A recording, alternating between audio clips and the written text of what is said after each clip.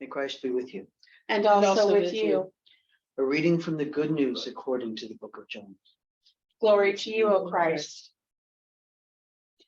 It was before the feast of Passover, and Jesus realized that the hour had come for him to pass from this world to Abba God. He had always loved his own in the world, but now he showed how perfect this love was. The devil had already convinced Judas Iscariot, begot of Simon, to betray Jesus. So during supper, Jesus, knowing that God had put all things into his own hands, and that he had come from God and was returning to God, rose from the table, took off his clothes, and wrapped a towel around his waist.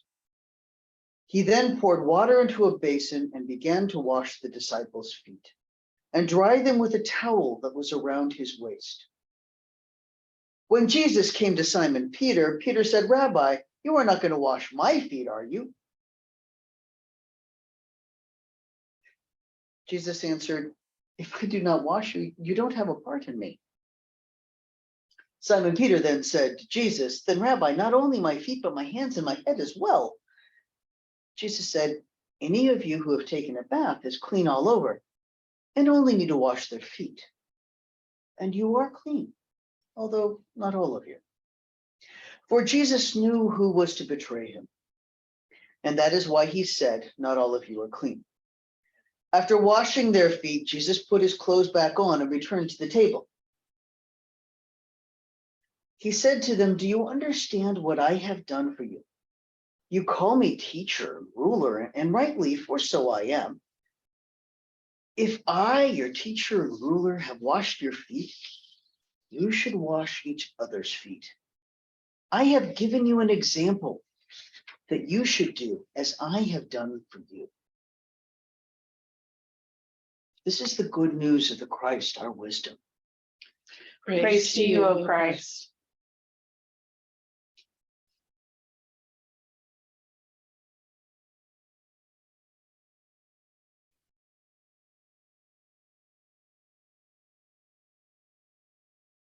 So, in this time of all the turmoil going on in our world, in our country, our society,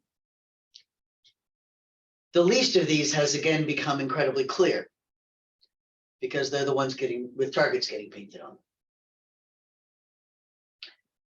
And so who our neighbor is has also become equally clear. They're the ones getting a target painted on them. That's how this works. And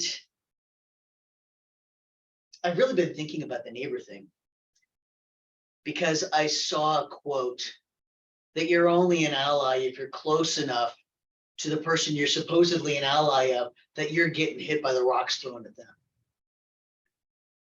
And again, that seems remarkably topical right now. And so who we're meant to be Christ to and who we're meant to wash the feet of are the people who've walked a really hard road. They may be clean inside, but they've forgotten that because they're covered in muck that's been thrown at them. And so the dust of the road they've walked is on their feet, making them forget that they're clean.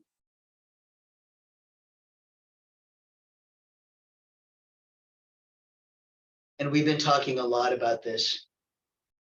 And the other conversation that's really been in my heart and mind is I was having a conversation with one of my chaplain friends who's from a Baptist background.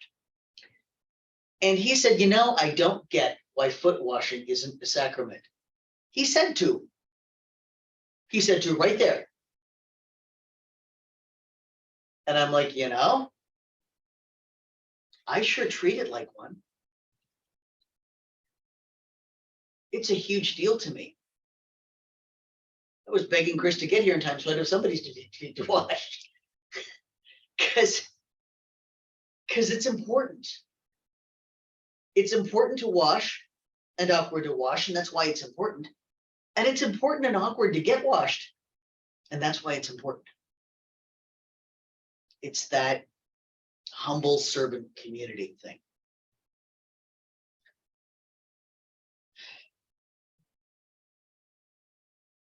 And